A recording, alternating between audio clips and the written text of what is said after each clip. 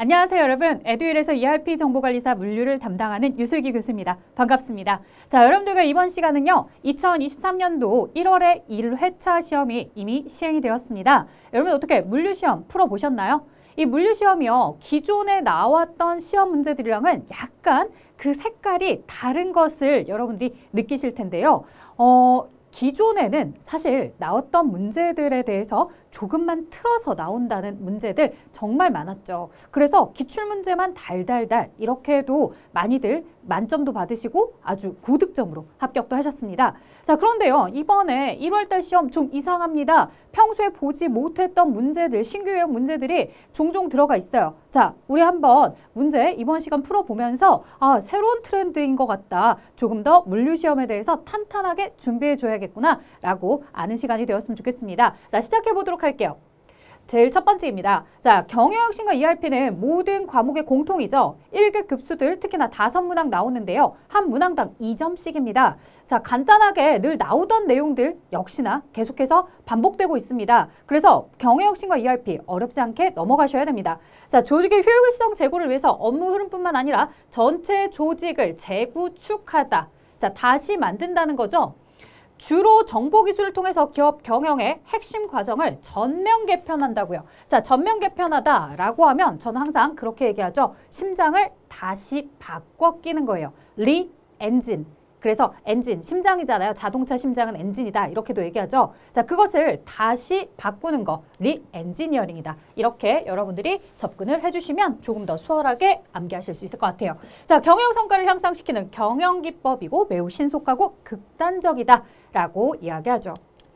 자, ERP 도입의 사원들을 위한 ERP 교육을 계획할 때 고려사항으로 가장 적절하지 않은 것은 자, 전사적인 참여가 필요하다. 맞죠? 우리 임원과 직원 모두가 관심을 가지고서 참여를 해야 됩니다. 자, 그리고 설치했다고 끝이 아니라 그것을 사용하는 직원들에 대해서 계속해서 교육을 통해서 그 프로그램을 우리가 낭비하지 않도록 우리 계속해서 잘 쓸 수 있도록 활용도를 높일 수 있도록 해야 되는 거죠.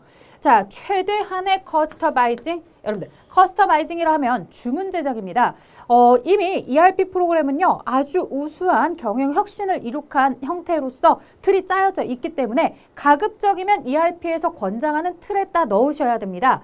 물론 우리 회사는 좀 특이해, 특수성이 있어 라고 하면 약간씩 주문 제작이나 이런 것들을 통해서 커스터마이제이션이라고도 하는데요. 이런 커스터마이징 할 수 있죠. 하지만 그런 것들이 많아지다 보면요. 기존에 있던 아주 중요한 핵심의 틀까지도 깨어버릴 수 있어요. 그렇기 때문에 커스터마이징이나 이런 것들은 가장 최소한도로 진행하세요 라는 의미입니다.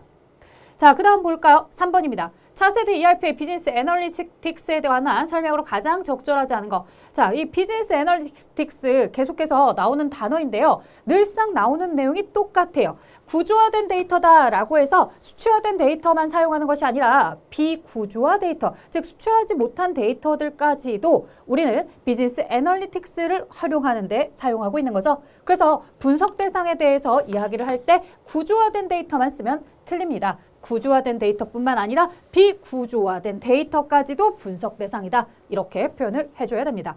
적절하지 않은 것. 정답은 1번이었는데요. 제가 체크를 잘못했네요. 여러분들 1번으로 체크를 바꿔주셨으면 합니다. 제가 오답 체크했어요. 자, ERP 시스템의 방대한 데이터 분석을 위한 비즈니스 애널리틱스가 차세대 ERP의 핵심 요소가 되고 있다. 비즈니스 애널리틱스는 지리 보고와 같은 기본적 분석 기술과 예측 모델링과 같은 수학적으로 정교한 수준의 분석을 지원한다. 자, 그 다음에 리포트, 쿼리, 대시보드, 스코어 카드뿐만 아니라 예측 모델링과 같은 진보된 형태의 분석 기능도 제공하고 있다라는 표현까지 맞는 표현이었습니다. 자, 그래서 적절하지 않은 거 1번이었습니다, 여러분들. 자, 그 다음 볼게요. 4번입니다. 정보 시스템의 라이프 사이클을 통해서 발생하는 전체 비용을 계량하여 측정하는 비용이다. ERP 시스템에 대한 투자의 적정성을 평가하기 위한 개념이다 라고 되어 있어요. 자, 뭐 투자에 대한 적정성 평가까지는 잘 모른다 하더라도요. 전체의 비용이다. 토탈 코스트죠. 토탈 코스트가 들어가 있는 내용은 뭐가 있었습니까? 바로 총 소요 비용이 있었습니다. 이렇게 여러분들이 문장을 읽다 보면은 그 핵심이 될 만한 단어들이 당연히 이렇게 문장 보기 안에도 들어가 있을 거고 그것을 통해서 답을 유추해내시면 됩니다. 자, ERP 구축 시 경험이 있고 유능한 컨설턴트를 활용함으로써 얻는 장점. 자, 장점으로 적절하지 않은 것. 뭐 그러면 단점이 나올 수도 있는 거고 아니면 정말로 장점이 아닌 다른 설명을 잘못된 설명을 할 수도 있겠죠. 자, ERP 기능과 관련된 필수적인 지식을 기업에 전달할 수 있다. 그쵸. 우리가 아무래도 이 경험이 있는 유능한 컨설턴트이기 때문에 경험자, 우리가 항상 신입보다 경력직을 우대하는 거 뭐 때문이겠어요? 기존에 있었던 그들에 대한 이 필수적인 지식이나 경험, 노하우 이런 것들이 있기 때문에 그렇겠죠? 자, 그 다음 숙달된 소프트웨어 구축 방법론으로 실패를 최소화할 수 있다고요. 경험치가 있으면 이렇게 가면은 저기는 분명히 실패해. 이런 경험치들이 있다고 한다면 그 길로는 최소한 안 갈 거 아니에요. 그쵸? 자, 그 다음에 기업의 업무 환경에 적합한 최적의 패키지를 선정하는 데 도움이 된다. 아무래도 경험이 있다 보니까 우리 회사에 대한 내용, 업무 환경에 대해서 맞춰서 적절한 패키지 혹은 환경을 구축해봐 라는 게 되는 거죠.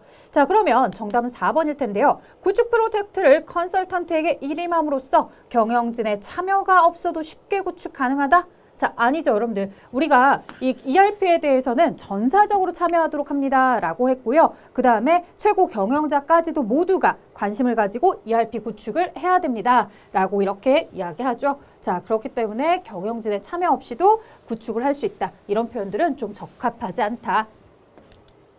자, 그 다음 6번 보겠습니다.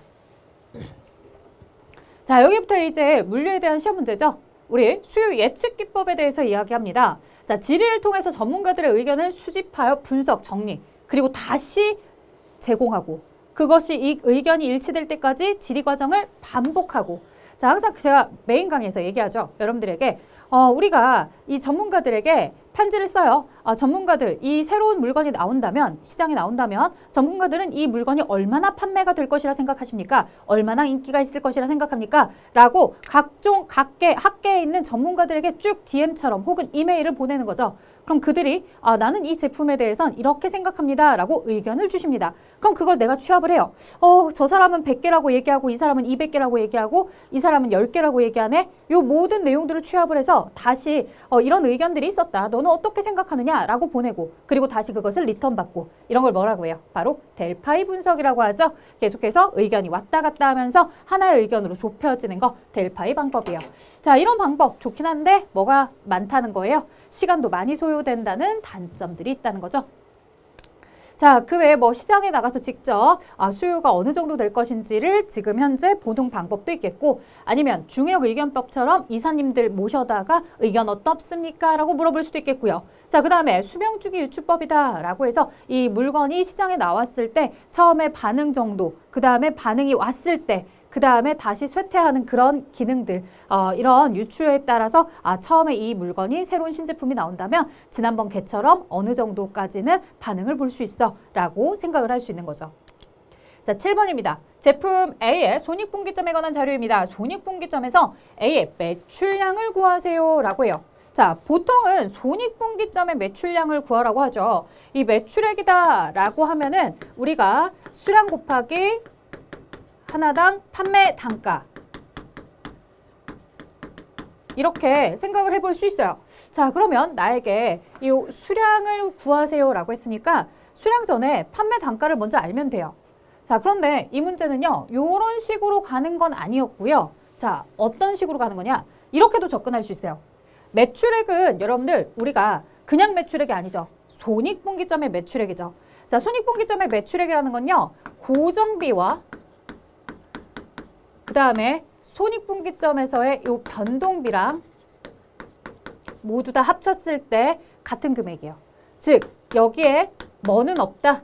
이익은 빵원이다. 이익 없이 고정비와 변동비의 합계가 바로 손익분기점의 매출액이에요.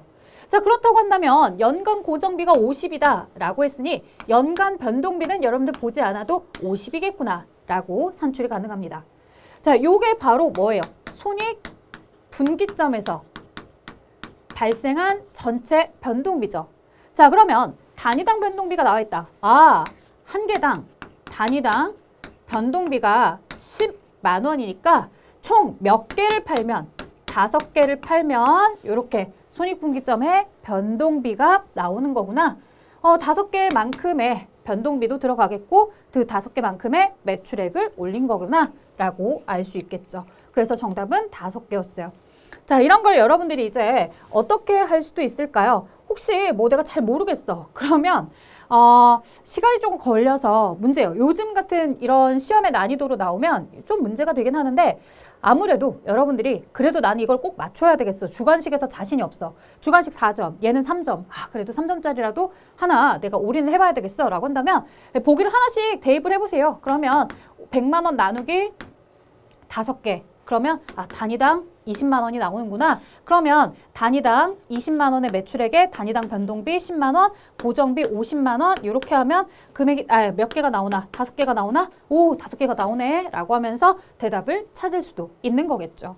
자, 숫자를 대입해 보면서 여러분들이 문제를 푸는 방법도 있겠지만 사실은 제가 이야기해드린 것처럼 전체 변동비에 대해서 이 손익분기점의 변동비가 나오면 단위당 변동비로 나누었을 때 이렇게 손익분기점 판매량이 나올 수 있다는 거, 이렇게 매출량 구하는 문제도 풀어보았습니다. 자, 가격 결정에 영향을 미치는 요인은 외부적인 요인과 그 다음에 내부 요인으로 구성이 됩니다. 자, 나머지 세 가지 요인들과 성격이 다른 하나.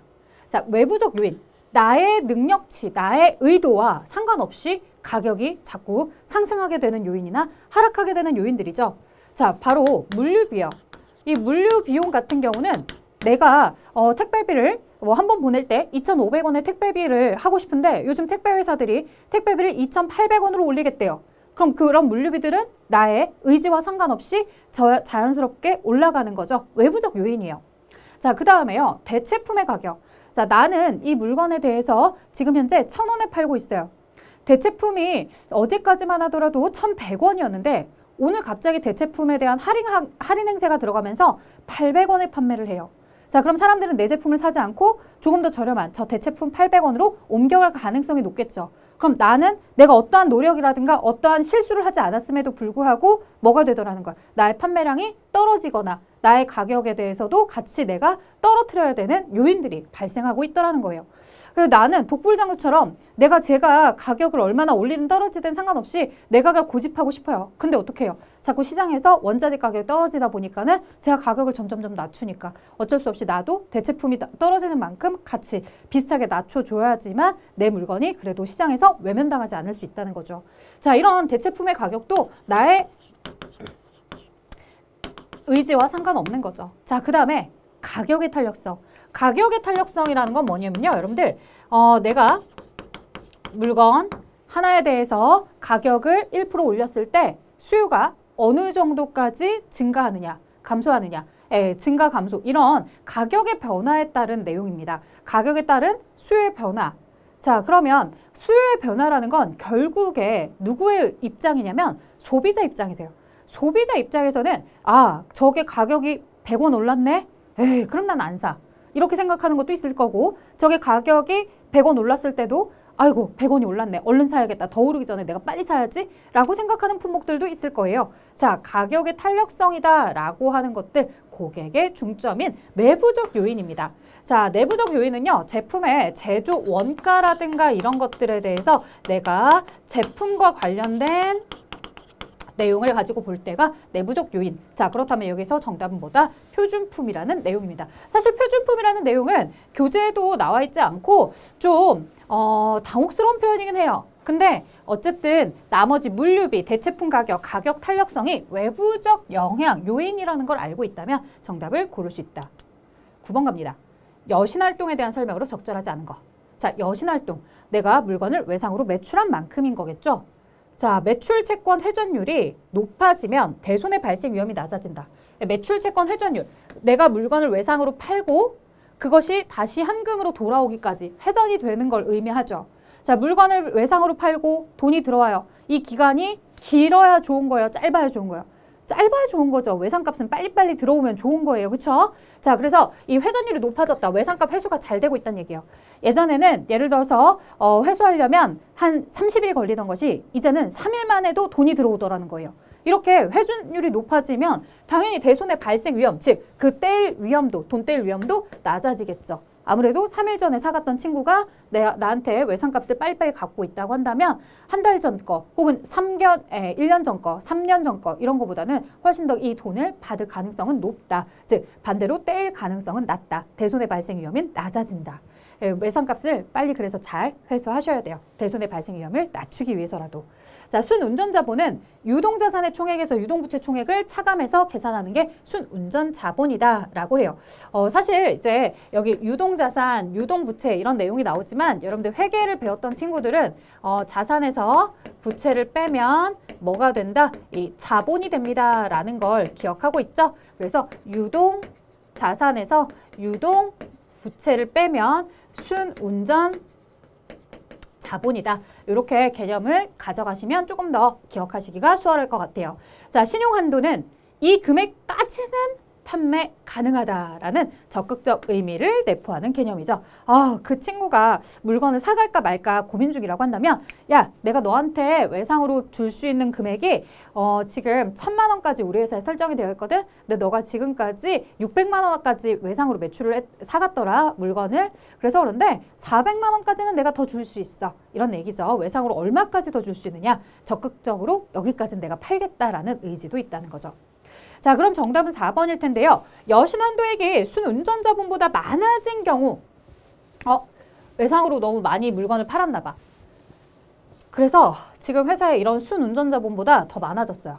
그럼 어떻게 해야 돼요? 운전자본 확보를 많이 하셔야 되는데. 그쵸? 자, 그래서 이 운전자본 확보를 더 많이 해야 되겠어요. 이제 운전자본 확보를 많이 하려면 어떻게 해야 되냐면 장기 회수 기간 거래처를 최대화시키면 돼요? 안 돼요? 안 돼요. 나한테 외상값 늦게 주던 애들한테는 빨리빨리 얘기해야 돼요. 야, 너 항상 120일 뒤에 외상값 갚는다고 하는데 우리 이제 그런 거래 안 해. 우리 최대 맥시멈 잡아도 90일까지가 외상기간의 끝이야. 그러니까 빨리빨리 90일 안에 갚을 자신이 있으면 물건 사가도 좋고 아니면 안 돼. 그리고 나 저기 외상거래보다 현금 거래하는 친구 있거든. 나 그 친구한테 물건 먼저 줄 거야. 이런 식으로 해서 빠르게 내가 현금화가 혹은 현금을 많이 확보할 수 있는 방법으로 가셔야 됩니다. 그래서 운전자본과 확보다는 운전자본을 좀 더 많이 확보하기 위해서는 이런 장기 동안에 외상 거래를 했던 거래들은 뭘 해야 되겠다? 내가 좀 최소화시켜야 되겠죠. 자, 반대로 여러분들 내가 물건을 외상으로 팔아야 돼요. 그러면 외상으로 사와야 돼요. 외상으로 사와야 된다면 사오는 건 어떨까요? 내가 가급적이면 현금 결제로 하는 것들을 줄이고 외상 거래도 90일 하던 것을 120일로 기간을 늘려야 되겠죠. 자, 그거 잘 구분하세요. 외상 매출 대금을 회수하는 것은 기간을 점점 줄여야 되겠지만요. 반대로 내가 돈 나갈 일은 늦게 나가게 하셔야 됩니다. 자, 10번 갑니다. 상품 및 서비스별로 판매 목표를 차등화해서 할당하기 위한 검토사항이다. 높은 판매 목표를 할당할 대상의 기준으로 가장 적절한 것.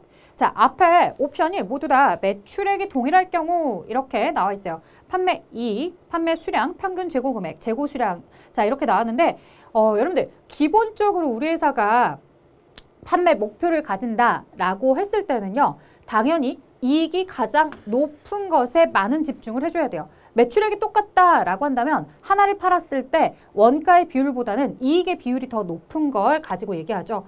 우리가 이런 걸 가지고서 뭐라고도 얘기할 수 있냐면 한계 이익이다라고도 이야기할 수 있어요.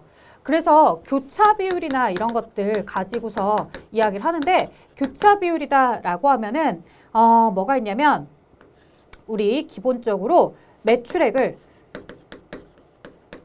평균 재고로 나누어서 재고의 회전율과 그 다음에 한계 이익을 매출액으로 나누어서 한계 이익률을 보는 거죠.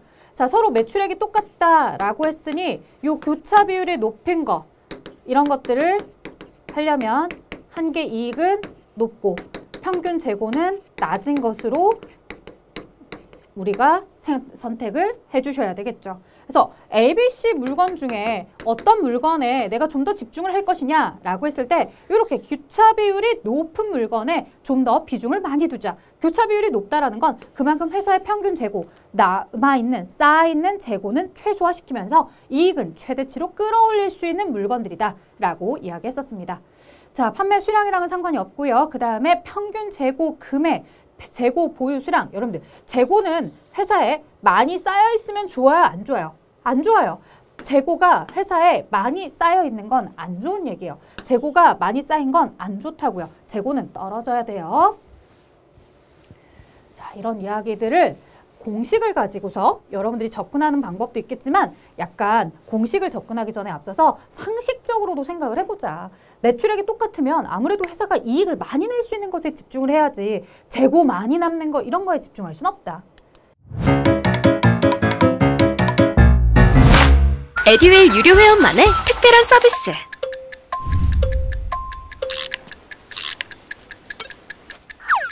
하치하차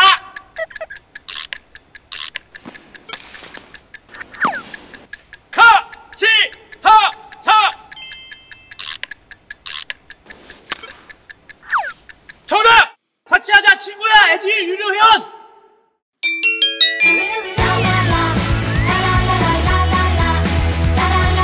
친구 소개하고 현금 받는 혜택. 오직 에듀윌 유료 회원에게만. 에듀윌.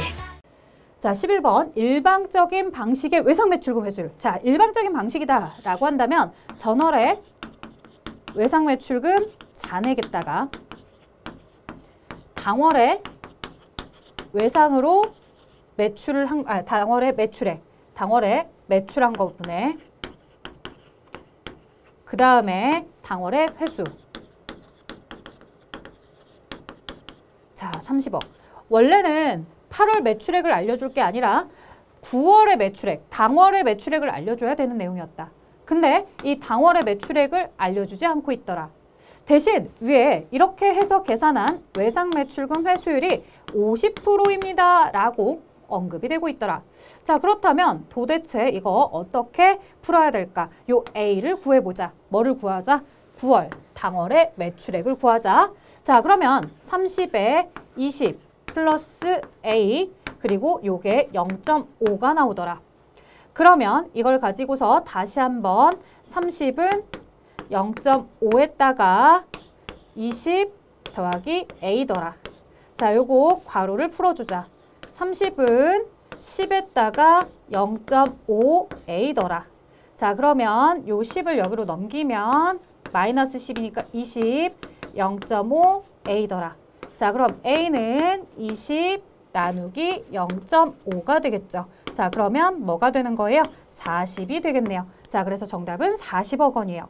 자, 다시 한번 보신다고 한다면 전월 잔액 20억, 그 다음에 당월의 당월의 매출액 40억, 그 중에 당월의 회수액이 30이었다. 따라서 여기가 0.5, 50%가 나온더라. 이렇게 접근을 해주는 거죠. 사실 뭐 1차 방정식 A에 대해서만 여러분들이 풀러갈 수 있으면 되는 문제였고요. 주관식이었기 때문에 반드시 풀 수 있으셔야 되겠죠. 자, 주관식은 4점이에요. 그 다음 갑니다. 자, 보기에 제시된 자료는 월별 제품 판매 생산량 최근 3개월 자료로 가중 이동평균법을 쓸 거래요. 자, 가중치가 있다라는 거죠. 자, 가중치는 요거 조심. 최근의 실적부터 0.5, 0.3, 0.2. 자, 그러면 요 90에 대한 비중도는 0.5만큼. 그 다음에 4월 달에 해당하는 100개 수량에 대해서는 0.3만큼의 비중. 그 다음 3월에 대해서는 0.2의 비중입니다. 2월 달은 사용하지 않아요. 자, 그러면 이렇게 했을 때 6월 달의 판매량은 얼마나 예측하느냐. 이렇게 나오는 거죠. 자, 8, 26, 그 다음에 30, 그 다음에 45 이렇게 다 더해 주시면 얼마가 나오나요? 91개 나오나요? 91개? 자, 91개. 그래서 정답이 91이었습니다. 이렇게 가중 이동 평균법에 대한 내용을 가지고서도 문제가 출제가 되었어요. 보통 이제 지수평활법을 가지고서 문제 많이 나왔었는데 너무 지수평활법만 물어봤나? 가중 이동 평균법 물어봐야지. 이렇게 조금 포인트를 바꾸셨네요. 자, 13번입니다. 거래처는 뭐냐라고 해서 볼게요. 우리가 고객 중점 선정 방법에 이 ABC 분석이다, 파레토 분석이다 한 가지 매출액만 가지고서 얘기하는 거죠. 자, 두 번째, 두 가지 요인을 가지고서 하는 거 매트릭스 분석이다 라고 이야기하고요. 세 가지 이상의 요소를 가지고서 하는 것을 포트폴리오 분석이죠. 자, 여기 나와 있어요. 이 방법은 한두 개 요인만을 분석하지 않고 세 개 이상의 요인을 이용한다. 포트폴리오 분석이다. 자, 이거 기억해 두셔야 됩니다. 당연히 ABC 분석, 파레토 분석, 그 다음 매트릭스, 이원표 분석 이런 거 다 틀리죠. 반드시 포트폴리오라고만 써야 됩니다. 자, 14번입니다. 자, 14번 아래 뭔가 많죠, 여러분들? 보기에 공급망 프로세스, 물류업자와 유통업체 단계 간의 공급의 주기를 물어봤는데요. 자, 여러분들 혹시 이 내용이 어색할 수 있어서 제가 가지고 왔습니다. 자, 공급업자와 제조업자 사이에, 그래서 원자재 공급과 제조하는 기점에 대해서는 재료를 얼마나 조달하고 있느냐, 조달 주기라고 합니다. 자, 그 다음에 제조업자와 물류업자 사이에서 제조를 한 것을 완성시켜서 이 물류센터를 통해서 이제 물건에 대해서 가지고 가주셔야 되겠죠. 자, 그래서 제조해서 물건을 넘겨주는 이런 제조주기.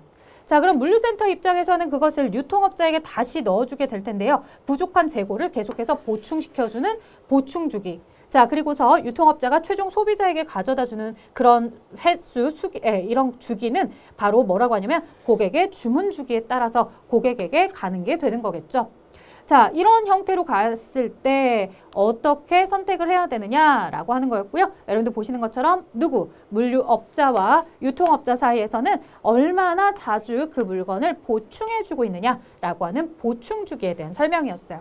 혹시라도 이 개념에 대해서 잘 모르실 것 같아서 내용 자료 가지고 온 거니까요. 여러분들 같이 정리해 주세요. 자, 15번 갑니다. 공급망 물류 거점 운영 방식에 대한 설명으로 가장 적절하지 않은 거. 자, 직배송 방식, 그 다음에 지역 물류센터 방식, 통합 물류센터 방식, 그리고 크로스도킹 이렇게 4가지 방식에 대해서 물어봤는데요. 다이렉트, 직배송은 공장에서 바로 소비자에게 물건이 가는 방식이죠. 자, 빠르게 다이렉트로 갈 수 있다라는 장점이 있는데 물류 비용이나 이런 것들도 많이 들겠죠. 자, 그 다음에 지역의 물류센터 운영 방식에 대해서 물어봤는데요. 지역의 물류센터 방식은 이 소비자, 고객들이 있는 곳에 가까이에 물건을 배송할 수 있는 지역 물류센터가 아주 가까이에 있는 경우를 지역 물류센터 운영 방식이라고 합니다. 자, 그래서 소비자 근처에 위치하고 있다. 자, 통합 물류센터 방식. 이거는 뭐냐면요, 여러분들. 통합 물류센터 방식은요, 우리가 글로벌 공급망인 경우에 주로 적용하며 통합 물류센터와 지역 물류센터를 혼합해서 사용한다. 자, 여러분들. 이게요, 통합 물류센터랑 지역 물류센터를 혼합해서 쓰면 통합 물류가 아니죠. 이건 뭐예요? 혼합 물류 방식인 거죠. 혼합 물류 방식. 그래서 세계화 시켜 놓은 물건들을 보게 되면 예를 들어서 중국의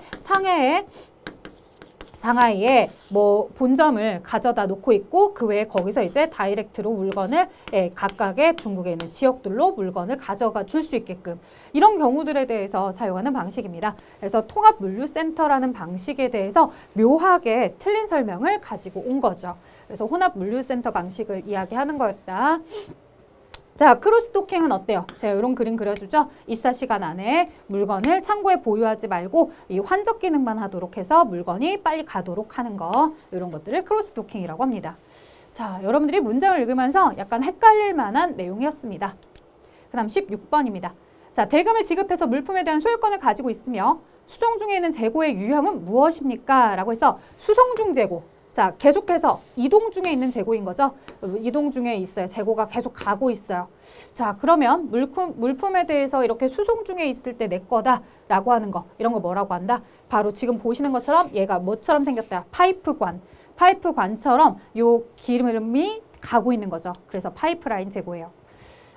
그 다음에 뭐 순환재고, 안전재고, 비축재고는 여러분들 잘 아실 거니까요. 혹시라도 이 내용이 아직 낯설다고 한다면 반드시 본 강의 꼭 들어봐 주세요. 그 다음 갑니다. 17번입니다. 자, 원자재 가격이 지속적으로 상승하는 경제 환경 하에서 단기 순이익이 가장 적게 나타나는 거. 아, 이거. 자, 우리가 가격이 계속해서 물가가 상승하고 있다라고 하면은 이익이 가장 많이 나는 방법, 그 다음에 물건의 원가가 가장 많이 나는 방법. 상승할 때 기본형으로 이익은 내 머릿속에 플러스 가나다라 순서대로 선, 이, 총, 후. 반대로 원가는 마이너스 가나다라 역순으로 후, 총, 이, 선. 이렇게 갑니다. 자, 그러면 여기에 누가 정답인 거예요? 후입선출법. 원가가 단기순이익이 이익이 가장 적은 거. 얘는 바로 후입선출법인 거예요. 그래서 이익이 가장 작은 것을 구하세요 라고 하거나 원가가 가장 많이 발생하도록, 많이 적히도록 하는 방법, 부입선출법이죠. 18번 갑니다. 자, 이 내용도 유통소유계 한참 안 나오다가 다시 나오기 시작합니다. 아마 올해 시험에서 다시 또 한 번쯤은 여러분들이 만나시게 될 가능성 아주 높습니다. 실제로 이제 주관사가요, 범위 안에 들어가 있었는데 자주 안 내던 문제들이 있었거든요. 이제 그걸 다시 내겠다라고 해서 자꾸 과거에 나왔었는데 한참 사라졌던 문제들이 툭툭 튀어나오고 있는 중입니다. 왜냐? 최근에 나오던 것만 나오다 보니까 시험 문제가 너무 뻔한 거예요. 그래서 과거에 이렇게 있었던 문제 계속 나올 거고요. 보겠습니다. 자, 1주차부터 볼게요. 5개 수요 예측이 되죠. 현재 재고가 30개예요. 그러면 30개의 현재 재고에서 5개의 재고를 빼게 되면 25개 재고가 남죠. 이게 1주차. 자, 그 다음에 2주차 가도록 할게요. 2주차 가면 25개 재고에서 역시나 5개의 수요가 소비가 되면 20개가 남습니다. 자, 여기까지는 문제가 없었어요. 그런데 안전재고 딱 요 20개까지 왔는데 그 다음 과세기가, 다음 그 3주차 보도록 할게요. 자, 3주차 20개에서 어떻게 했더라는 거예요? 지금 15개의 수요 예측량을 채웠다는 거죠. 자, 이렇게 되면 여기가 5개가 되는데 여기는 여러분들 항상 안전재고인 20개보다 많아야 됩니다. 20개 이상으로 꼭 맞춰줘야 돼요. 그럼 5개가 있으면 안 된다는 거죠. 자, 어떻게 하셔야 돼요? 여기 3주차에 물건이 추가로 더 들어와서 이 5개가 아닌 안전재고량인 20개까지 맞춰지도록 하셔야 돼요. 자, 그럼 보겠습니다. 이때 추가적으로 물건이 더 들어와 줘야 되겠더라. 그러면 3주차에 입고가 더 돼줬으면 좋겠어. 입고가 더 되어줬으면 좋겠으면 어떻게 하셔야 돼요? 2주 전에, 리드타임이 2주 전이니까 2주 전인 1주차에 물건의 주문이 들어가 줘야 되죠. 자, 주문할 때도 조심. 15개씩 단위로 묶음을 하셔야 돼요. 그러니까 15개, 30개, 45개 이런 식으로 가야 된다는 거죠. 자, 일단 15개 한 세트만 시켜볼까요? 15개.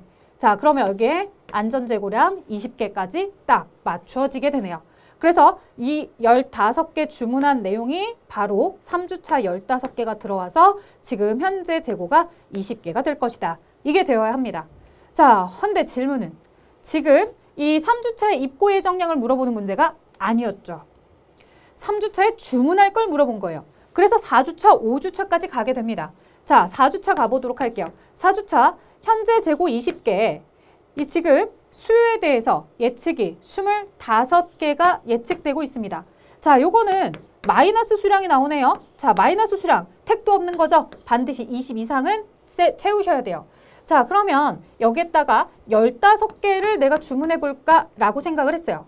근데 15개를 주문하자마자 또 브레이크가 걸리죠. 왜? 여기 10개밖에 안 남아요. 10개밖에 안 남으면 안전재고량을 채우지 못하는 거죠. 자, 다시 15개가 추가적으로 들어와서 2세트 30개를 주문해 보도록 하겠습니다. 자, 30개를 주문하게 되면은 몇 개가 남겠어요? 25개가 남는 거죠.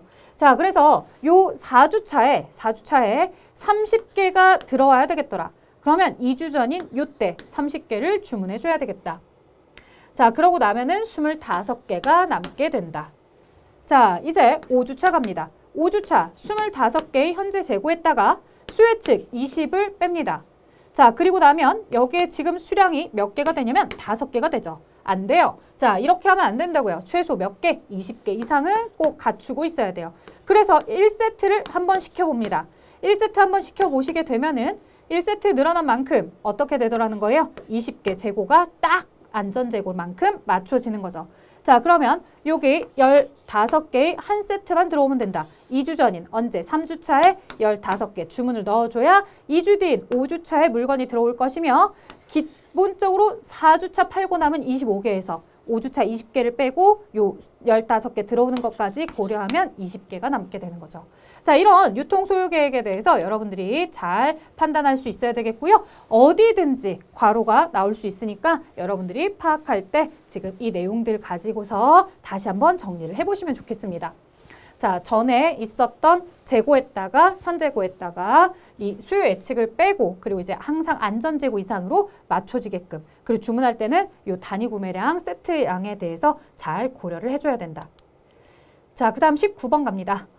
이 문제는 여러분들 사실 여러분들한테 좀 어려워요. 정기 주문량 발주 모형이다 라고 해서 공식이 있는데 저희가 이제 공식에 대해서 그렇게 막 열심히 외우지 않다 보니 그리고 그만큼 또 자주 나오지도 않았었어요. 그러다 보니 많이들 낯설어 하는데 그래도 한번 볼게요. 자, 재고 관련 비용을 물어봤어요. 연간 총 1년 동안 1년이죠. 총 재고 관련 비용. 자, 그러면 총 재고 관련 비용이 뭐냐? 라고 했을 때 기본적으로 우리가 이 물건에 대해서 주문을 하면서 들어가는 비용도 있을 거예요. 주문에 대한 주기 그리고 주문 비용. 그래서 요 주기에 대해서 보면은 12,000원 1회당 주문할 때 12,000원. 자, 그러면 3개월에 한 번씩 주문을 한대요.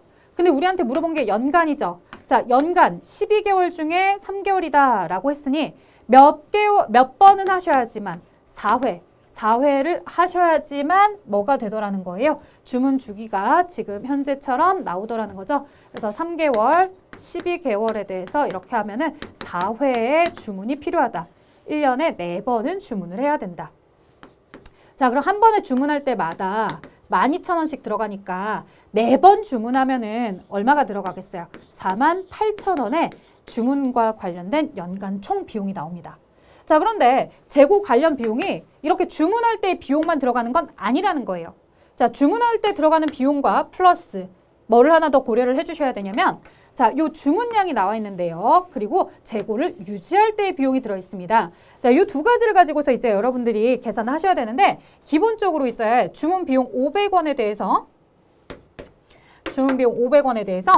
뭘 가지고 계산을 하는 거냐면 요 앞에 넣는 건 평균 재고량이에요. 평균 재고량. 평균 재고량이 주문량이 200개 있잖아요. 그러면 주문량 200개를 그냥 2로 나누는 거예요. 그러면 100이 돼요. 물론 안전재고가 있으면 그 안전재고를 고려해서 넣어야 되겠지만 안전재고는 지금 이 문제에 없어요. 자, 이렇게 해서 하게 되면은 얼마가 나와요? 5만 원이 나와요. 아, 이 회사는 이 평균적으로 100개의 재고량에 대해서 유지를 할 때 500원씩 들어가는구나. 그래서 재고 유지 비용이 5만 원 들어가는구나. 그럼 주문할 때의 48,000원과 5만 원을 다 더하면 얼마가 되겠구나? 98,000원의 재고 관련 비용이 나오겠구나. 이렇게 문제를 접근하게 됩니다. 사실 이런 문제들은 여러분들이 과거에 기출이 없었기 때문에 준비하시면서 쉽지 않습니다. 혹 기출이 있었다 하더라도 한 문항 정도만 볼 수가 있기 때문에 많이들 기억하기는 어렵죠. 자, 그 다음 볼게요. 재고 회전 기간을 1단위로 구하래요. 1단위. 자, 재고 회전 기간을 365일이면 1단위로 구하래요. 자, 1년은 365일. 그 다음에 입력하는 내용 볼게요. 자, 기초 재고 자산과 기말 재고 자산이 나왔죠. 이걸 딱 보자마자 내가 뭘 이용해야 되겠구나. 평균 재고. 자, 평균 재고는 어떻게 구해요? 기초 12만 원 더하기 기말 재고 20만 원. 이렇게 더하십니다. 자, 그럼 32만 원을 2로 나눠주시면 기초와 기말 두 가지 데이터를 갖다 썼으니까 2로 나눠주시면 됩니다. 자, 12만 원, 20만 원 다 더하면 32만 원, 2로 나눠주면 16만 원. 요게 평균 재고. 자, 그러면 우리 재고자산에 대한 회전 기간 이런 걸 구하기 위해 재고자산 회전에 대해서 계산을 해보면 이 매출액을 뭘로 나눠주더라? 지금 보시는 것처럼 이 평균 재고액으로 나눠줍니다. 자, 그러면 이거 뭐 계산 안 하셔도 될 텐데 160만 원 나누기 16만 원이다 라고 하면 10이 나오는 거죠. 자, 이걸 이제 재고 회전에 대한 회전율이 나온다고 한다면 이 회전율을 회전 기간 365일 나누기 10으로 이렇게 하시게 되면 36.5일에 한 번씩 됩니다. 라고 해서 36.5가 되는 거예요. 일단 재고에 대한 회전을 우리가 가지고서 회전율을 구하신 다음에 회전율에 대한 내용을 반영해서 회전 기간을 계산할 수 있다더라. 그래서 36.5일에 한 번씩 물건이 팔리고 물건이 들어오고 이렇게 되는 거구나.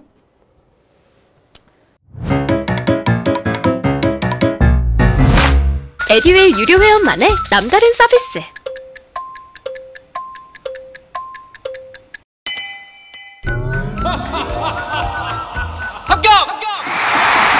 합격하고 돈도 받는 혜택. 오직 에듀윌 유료 회원에게만. 에듀윌. 무료 합격! 자, 다음 볼게요. 21번입니다. 구매 방법의 종류입니다. 자, 일괄 구매. 한꺼번에 품목들을 다 같이 구매하는 거죠. 자, 구매 청구가 있을 때마다 때때로 수시로 구매하는 거, 수시 구매. 가격의 인상을 대비해서 이익을 도모할 목적으로 가격이 낮을 때 미리 많이 구매하는 거, 투기 구매. 자, 그 다음에 미래 수요를 예측해서 시장 상황이 유리할 때 일정량을 미리 구매해서 재고로 보유했다가 생산 계획이나 구매 청구에 따라 재고해서 공급하는 방식, 시장 상황이 유리할 때 시장 구매. 자, 그 다음 소모용품과 같은 용량, 같이 사용 용량은 소량이지만 품목이 많아요. 여러 종류예요. 그래서 왜 제가 이거 얘기할 때 오피스 디포다 이 얘기했었죠. 오피스 디포나 이런 사무용품들을 판매하는 곳에 가서 한꺼번에 볼펜부터 A4 용지, 파일철 이런 것들을 다 같이 구매하는 방식, 일괄 구매 방식이다라고 이야기했었죠. 자, 그 다음 갑니다. 구매 가격의 유형에 대한 설명 중 판매자와 구매자가 가격 결정에 영향을 미치는 것. 자, 교섭 가격이다 라고 한다면 판매자, 구매자 모두 가격 결정에 영향을 미친다. 우리가 인테리어 한다고 보세요. 인테리어 업자랑 우리 집에 인테리어를 얼마만큼 할까요? 바닥 재질은 얼마만큼, 그래서 우리가 지금 현재 생각하는 비용은 5천만 원입니다. 인테리어 업자는 그래도 5,800원 주셔야 됩니다 라고 서로 조율을 하다가 그럼 우리 5,400에서 합의를 봅시다. 이런 식으로 하는 거죠. 교섭 가격. 자, 시장 가격은 뭐냐? 판매자와 구매자 모두 가격 결정에 영향을 미치지 않습니다. 우리 왜 횟집에 가면은 시가 이렇게 하잖아요.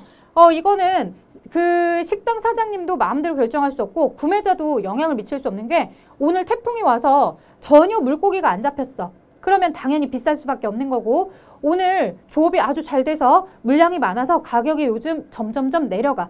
그러면 사장님 비싸게 팔고 싶어도 이미 가격이 많이 떨어졌기 때문에 그 시가에 따라서 판매를 하는 거죠. 그 둘은 가격에 영향을 미치지 않죠. 자, 계정 가격. 우리가 새롭게 바뀌는 거 계정 가격이라고 하고요. 판매자가 가격 결정에 영향을 미치나 구매자는 영향을 미치지 않아요. 뭐 예를 들어서 연도가 바뀌어서 새롭게 가격이 형성이 됨으로 인해서 이전 가격이 떨어지거나 새롭게 가격이 업데이트되거나 이런 것들에 대한 계정 가격은 판매자 마음인 거예요. 자, 협정 가격. 우리 협정 가격은요. 판매자들끼리 모여서 가격을 협의해서 정하는 거예요. 판매자들끼리 가격을 모여서 협의해서 정하는 거 뭐가 있느냐? 여러분들 왜 세탁소에 가면은 세탁물 가격이나 구두 수선집에 가게 되면 구두 가격 해서 협회에서 정한 가격이다 라고 해가지고 뭐 티셔츠 한 장은 세탁비 얼마, 그 다음에 와이셔츠 다림질 얼마, 그 다음에 바지 다림질 얼마, 그 다음에 패딩에 대한 세탁비는 얼마, 이런 게 정해져 있잖아요. 이런 것들은 다수의 공급자들끼리 만나서 물건에 대한 가격을 협의해서 정해놓은 거죠. 판매자가 가격의 결정에 영향을 미치는 거고 구매자랑은 상관이 없습니다.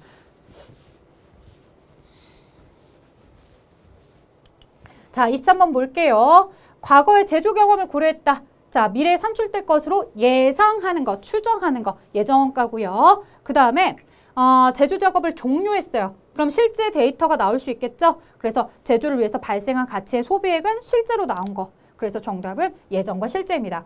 표준이라는 내용이 나오려면 가장 이상적인 제조 환경, 이상적이라는 표현이 들어가야죠. 자, 그 다음 볼게요. 24번입니다. 일반적인 구매 절차를 나타내는 것이다. 괄호에 들어갈 순서로 옳게 나타낸 것. 자, 구매 좀 해주세요 라고 하는 거예요. 우리 부서가 지금 밀가루가 떨어져 가니까 이 밀가루 좀 사주세요 라고 이 요청에 들어왔어요. 저 베이커리 부서에서 밀가루 사달래. 아, 그래? 뭐 설탕 사달래? 버터 사달래? 알았어. 잠깐만. 자, 그리고 이제 여러분들은 어떻게 해요? 내가 구매팀 부서장이라고 한다면 지금부터 밀가루 판매하는 업체를 서치하겠죠. 설탕, 이렇게 뭐 롯데마트, 홈플러스, 이마트, 여러 마트들, 그리고 뭐 도매상 이렇게 쭉 찾아볼 거예요. 그래서 공급자를 파악을 하면 그들한테 얘기를 하죠. 나 여기 어디 베이커리 사장인데 혹은 구매 담당자입니다.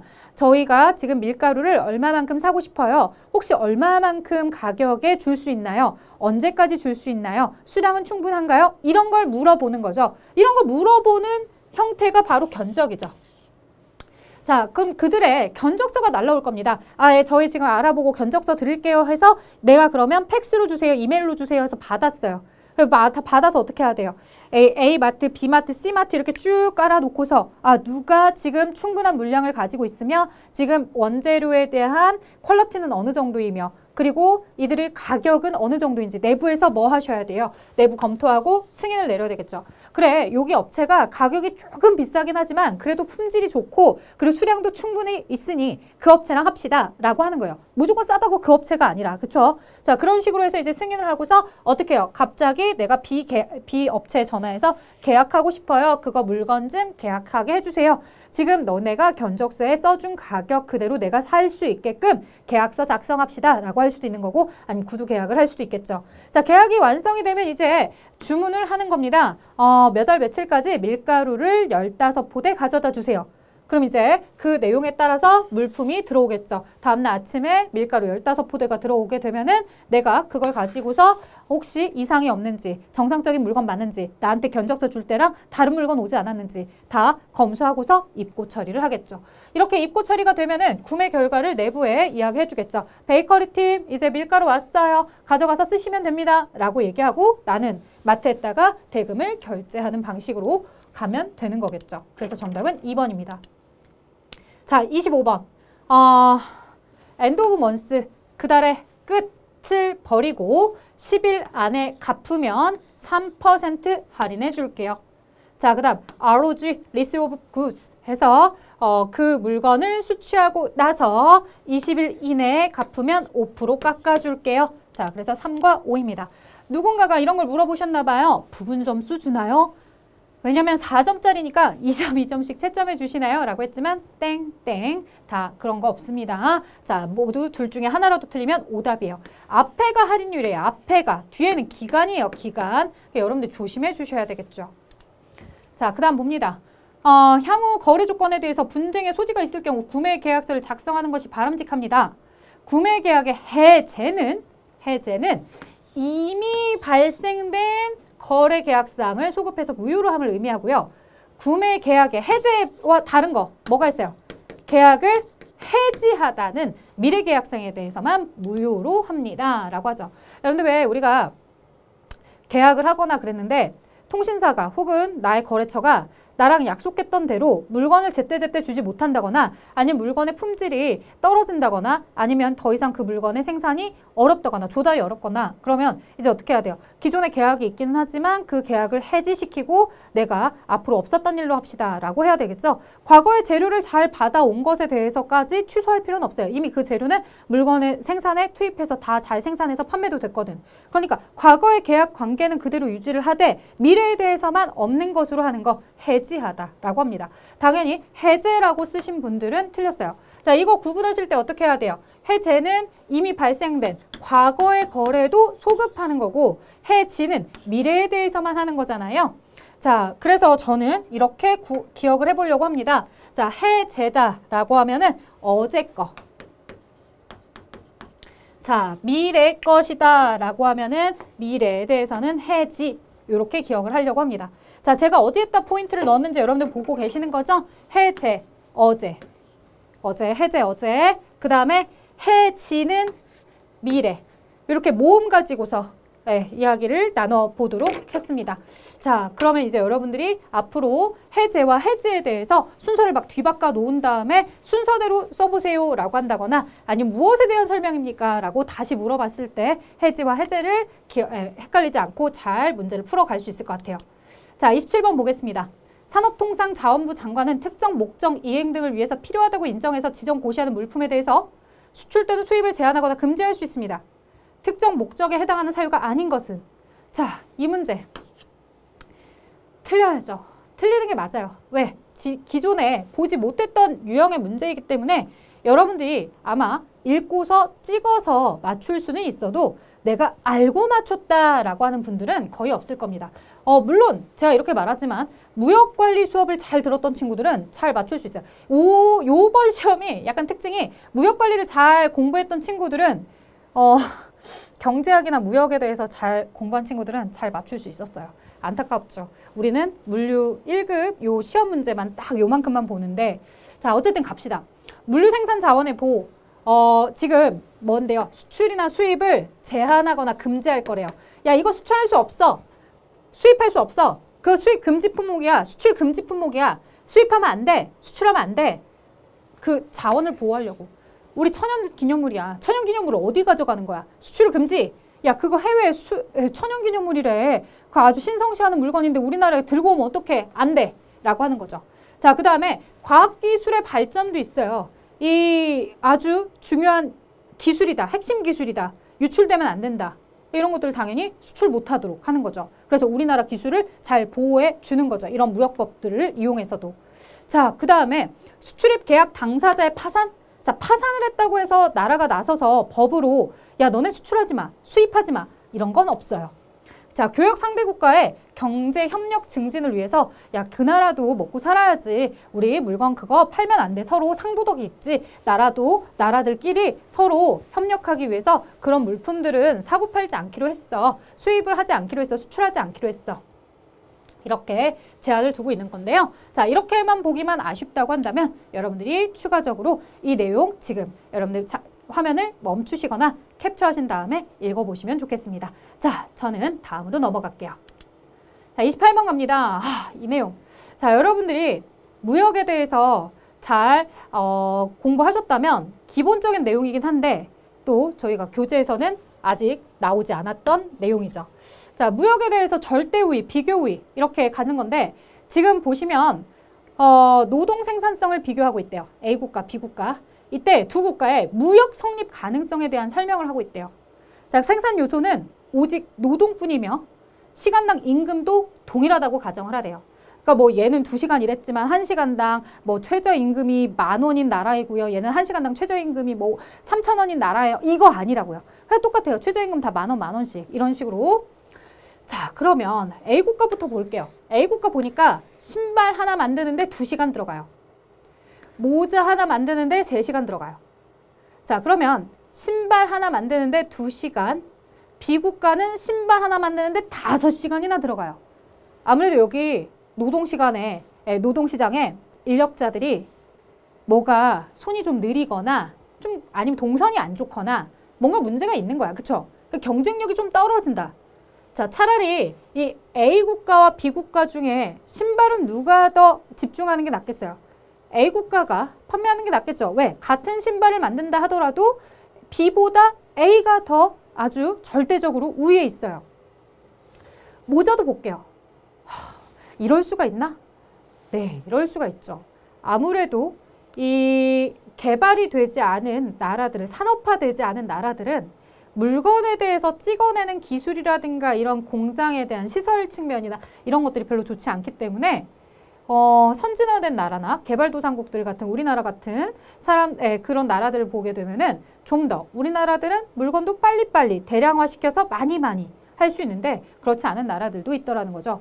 그래서 보니까 지금 이 모자도 A국가가 훨씬 더 우위에 있어요. 그래서 A국가가 지금 절대적으로 신발도 잘 팔고 신발도 잘 만들고 모자도 잘 만들어요. 누구보다? B보다. B국가보다 신발도 더 잘 팔고 모자도 더 잘 만들다. 자, 왜? A가 2시간 걸려서 진행을 할 수 있는데 B는 5시간이나 걸리니까 생산 비용이 너무 많이 들어요. 생산 비용이 많이 들어간다는 건 그만큼 경쟁력이 떨어진다는 얘기예요. 자, 그래서 A국가는 B국가보다 절대적으로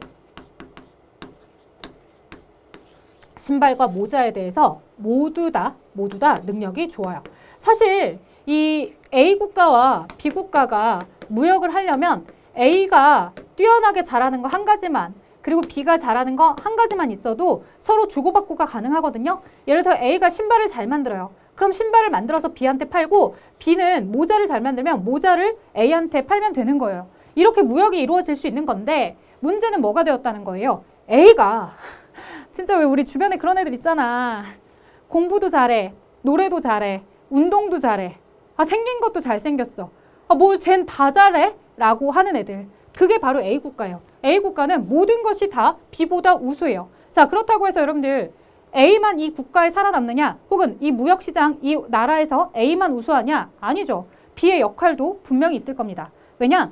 A가 잘할 수 있는 것들이 물론 신발 만들기, 모자 만들기 둘 다 잘할 수 있지만 너가 뭘 더 잘하는지에 따라 선택과 집중을 하는 것이 훨씬 더 고루고루 살아가는 데 있어서 혜택이 있다는 거죠. 자, 그러면 이 자원은 한정되어 있기 때문에 A 국가가 신발과 모자에 모두 다 투입한다기보다는 이 신발 또는 모자 중에 B보다 더 잘하는 거, B가 그나마 또 덜 못하는 거, 이런 걸 가지고서 한번 비교해서 우리가 누가 더 위에 있는지 비교 우위를 한번 선택해 보세요. 자, 이 비교 우위가 여러분들한테 조금 낯설거나 힘들 수도 있는데요. 자, A 국가와 B 국가, 이 비교 우위를 계산하실 때는요. 자, 우리가 생산비를 가지고서 계산하고 싶잖아요. 생산비는 자, 상대방 저것, 그 다음에 신발 내 것. 자, 이렇게 해서 계산할 거예요. 아, 이게 뭔 소리냐? 자, A 국가 같은 경우에 지금 현재 신발과 모자에 대해서 보자고 한다면 지금 생산비에 대한 비교 우위를 계산할 때는 모자에 대한 3시간 분의 그 다음에 신발에 대한 2시간. 즉 우리가 신발 하나를 만들 때 들어가는 건 모자 3분의 2에 대한 만들 때의 노력과 똑같더라 이거죠. 그러니까 모자보다는 그래도 신발을 좀 더 잘 만드는 거죠. 왜? 같은 걸 만들어도 신발은 2시간이면 만들 수 있는데 모자는 3시간이나 들어가야 되잖아요. 그렇기 때문에 아, 신발을 만들 때 요만큼 들어가는구나. 그리고 이제 모자 쪽 입장에서는 아, 모자 하나를 만들 때 지금 이 노력을 똑같이 투입한다고 한다면 얼마만큼 들어가는구나. 아, 이번에는 이제 신발에 대한 거 2시간 분의 모자 3시간 이렇게 해서 하는 거죠. 그래서 3시간 나누기 2 하면 뭐야, 모자 하나를 만들 때 이미 신발은 1.5개나 만들고 있잖아 라고 봐줄 수 있어요. 그러면 사실 이것만 보더라도 아, 이 나라는 어디에 집중하는 게 낫겠구나. 신발 하나를 만들 때 모자는 하나를 채 완성하지 못하니까 신발이 더 빨리 완성되네. 모자 하나를 만들 때 이미 신발은 1.5개까지 완성이 됐네. 그러면 A 같은 경우는 신발에 더 집중하는 게 낫겠구나. 신발이 더 빨리 생산이 되는구나. 이렇게 볼 수 있어요. 자, 근데 이것만 가지고 보는 게 아니에요. 뭐도 같이 보는 거냐면 A 혼자서만 잘났다가 아니라 B랑 같이 비교해서 봐야 돼요. 그래서 B랑 같이 비교해서 보게 되면은 신발 5시간, 요것을 모자 4시간으로 나누는 거예요. 자, 그리고 이쪽은 반대편으로 4분의 5로 거꾸로 해서 갖다 쓰시고 이제 비교합니다. 자, A가 3분의 2, 그 다음에 B가 4분의 5. 신발만 놓고 보았을 때 A 같은 경우에는 3분의 2, 그 다음 B 같은 경우에는 4분의 5. 자, 누가 더 크더라? 요 B가 더 크죠? 그리고 B가 요 5 나누기 4 하면 1점 뭐뭐뭐 하니까 아무래도 0점 뭐뭐뭐 하는 A보다 커요. 자, 근데 그렇다고 해서 B가 신발에 우수하다라고 보시면 안 돼요. 아, 비교 우위는요. 둘 중에 더 적은 쪽이 그나마 생산비가 덜 든다는 얘기예요. 그래서 아, 신발 같은 경우에는 생산비가 A가 좀 적게 드는구나. A 쪽이 더 비교적 A가 더 신발을 생산하는데 적은 에너지와 노력을 통해서 할 수 있구나. 이렇게 보셔야 돼요. 자, 비교 우위는 적은 거예요. 적은 거. 그래서 둘 중에 더 적은 쪽에다가 포커스를 맞추어서 A가 신발을 만드는데 더 우수해. 왜? 더 적은 에너지로 신발을 충분하게 만들 수 있어. 자, 그렇다면 비교 우위는 비교적인 거기 때문에 반드시 이 A 국가가 신발에 비교 우위가 있다고 한다면 반대로 B 국가는 모자에 비교 우위가 있다. 이렇게 초이스가 됩니다.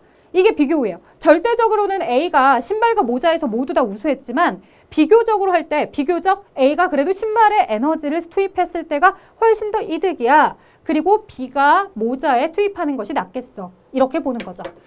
자, 이런 내용들을 여러분들이 잘 봐주시면 좋겠고요. 이제 우리가 봤을 때 아, 그렇다면 A 국가가 이 절대 우위에서 신발과 모자가 모두 다 절대 우위에 있어요. 근데 뭐가 이 비교 우위만 본다고 한다면 비교 우위에 대해서는 신발에 대해서 비교 우위를 갖고 있구나 라고 한다는 거. 절대 우위는 이렇게 A 국가가 신발 모자에 대해서 모두 다 가질 수 있지만 비교 우위는 한 가지밖에 안 될 것이다. 그 비교 우위를 따질 때 생산비 가지고서 우리가 누가 더 적은 생산비로 할 수 있는지, 좀 더 적은 생산비로 할 수 있는 방식이 더 우리가 비교 우위에 있다라고 한다는 거죠. 자, 여러분들에게 약간의 그런 예시를 하나만 더 들어드리자고 한다면 이런 거예요. 자, 우리 사장님과 그 다음에 회사의 격리 직원이 있어요. 사장님이 경영하는 능력이랑 그 다음에 장부에다가 전표 처리하는 혹은 타자 치는 기능을 따져봤을 때 사실 격리보다 경영도 잘하고 전표 처리도 더 잘해요. 하지만 우리는 사장님은 어디에다 집중하는 게 더 좋겠다는 거예요. 절대적 우위가 둘 다 훌륭하다 하더라도 사장님은 경영 쪽이 비교적 더 잘하는 거다. 격리도 물론 경영을 할 수 있지만 경영에 대한 능력은 현저하게 떨어지더라. 차라리 격리에게 전표 처리하는 것을 맡기게 된다면 전표 처리는 그래도 사장님만큼은 아니지만 훌륭하게 비교적 잘하고 있더라 라고 하는 거죠. 자, 그래서 이런 내용들이 신발 모자 이걸 가지고서 우리가 A국가, B국가를 가지고서 사장님과 격리 직원, 그 다음 경영에 대한 능력, 전표 처리하는 능력 이렇게 생각하시면서 몇 시간이나 이들은 투입을 해야지 되는 거지 라고 봐주시면 조금 더 도움이 될 것 같아요. 자, 그 다음 볼게요. 29번입니다. 환어음에 대한 설명인데요. 환어음은 신용장이 없기 때문에 환어음을 이용해서 진행하는 것입니다. 그래서 이 신용장이 있어야만 발행할 수 있다는 표현 틀렸고요. 30번 갑니다. 자, 수입 물품이 수입지에 도착을 했어요. 물품이 일단 도착을 하고요. 그 다음에 선적 서류를 가진 수출 대리인과 수입업자가 함께 수입 통관을 합니다. 자, 직접 품질 검사를 하고 물품과 상환해서 물품 대금을 지급하고 물품을 인수해 간대요. 자, 대금 지급과 함께 물품의 인수가 같은 시기에 이루어지고 있네요. 물건 보자마자 돈이 같이 나가요. 자, 그러면 물건에 대해서 딜리버리를 하자마자 현물을 보자마자 캐시가 같이 가는 현물 상환불이죠. 자, 연불은 뭐예요? 물건 다 도착한 다음에 돈은 나중에 주는 방식. 주문불은 서로 믿음이 없어서 주문하자마자 돈을 받아야 되는 방식. 자, 그 다음에 서류 상환물은 물건은 아직 받지 못했어도 선적 서류 같은 서류가 오게 되면은 그거 가지고서 수입자가 물건을 가서 바꿀 수 있기 때문에 일단 서류만 받고서도 돈을 낼 수 있는 서류 상환물 이런 것들이 있죠. 그래서 물건 보자마자 물건과 함께 돈을 바꾸는 방식은 현물 상환불이다. 자, 그 다음 볼게요. 31번입니다. 매도인과 매수인은 다음에 해상 운송 조건에 따른다. 인코텀즈 2020이네요. 매도인이 물품을 지정된 목적 항구까지 모든 비용과 선박 운임을 부담한대요. 자, 물건을 파는 수출자가 코스트에 대해서 모두 다 부담을 하고요. 그 다음에 운반비도 부담을 하네요.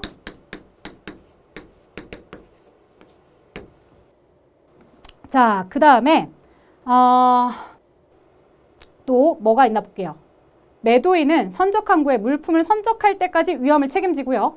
그 다음에 여기에 또 뭐가 있어요? 이 보험료를 부담하지 않는다라고 하는데 지금 보시면 여러분들 여기에서 우리가 잘 체크해 줘야 될 내용이 뭐냐면 보험료에 대해서 부담하지 않는다는 거예요. 즉 CIF는 아니죠. 인슈런스는 없어요. 코스트 들어가고 프레이트 들어간다는 얘기죠. 자, 그래서 정답은 뭐가 되는 거예요? 바로 CFR이 되는 거예요. 코스트와 프레임만 들어가는 거죠. 인슈런스는 없어요. 보험은 없어요. 자, 32번입니다. 수입신고 수리 후 관세 납부제. 현행 수입신고제는 수입신고 수리 후에 관세를 납부하는 사후납부제도. 관세 납부는 납세 의무자가 관세액을 결정해서 자진 신고한 경우에 수입 신고된 날로부터 며칠 이내 이건 암기 내용 15일 이내 15일이라고 여러분들 암기해 주세요. 과거에 기출문제도 나왔었으니까 기출도 한 번 나온 게 아니라 2번 이상 나왔으니까 요 15일 기억하시면 좋겠습니다. 자, 여기까지 여러분들과 함께요. 문제 풀어보았습니다. 사실 신규 유형 문제도 나오고 또 무역과 관련해서 방금 전 보셨던 비교의 절대의 내용들 전혀 나오지 않았던 것들인데 새롭게 나오기 시작해서 많이들 당황했을 것 같아요. 자, 그런 내용들에 대해서까지 내가 100% 맞출 수는 없겠죠. 앞으로도 아마 이러한 형태는 계속해서 될 것입니다. 자, 그러면 이런 형태에서 내가 시험 문제를 합격성까지 맞추려면 어떻게 하셔야 되겠어요? 맞아요. 기존에 나왔던 문제들은 틀리지 않도록 개념을 잘 정립해 두시는 게 정말 중요합니다. 물론 기출문제도 많이 풀어보라고 하는데요. 이제는 기출문제 풀어보던 게 과거에는 50%, 기본이론 50%에서 반반의 비중이었다고 한다면 지금은 이 기본이론 학습에 대해서 60에서 70%까지 하시고 기출문제를 나머지 30%로 채워주세요 라고 할 정도로 이 기존에 있던 이론에 대해서 여러분들이 정말로 잘 탄탄하게 잘 잡고 가셔야지만 우리 새로 나오는 문제들에 대해서는 과감하게 스킵하셔도 충분히 합격 점수 안에 들어올 수 있게 된다는 거 기억하시면서 문제를 바라보셨으면 좋겠습니다. 자, 저는 여기까지 진행하도록 할게요. 수고하셨습니다. 에듀윌 합격 패스. 에듀윌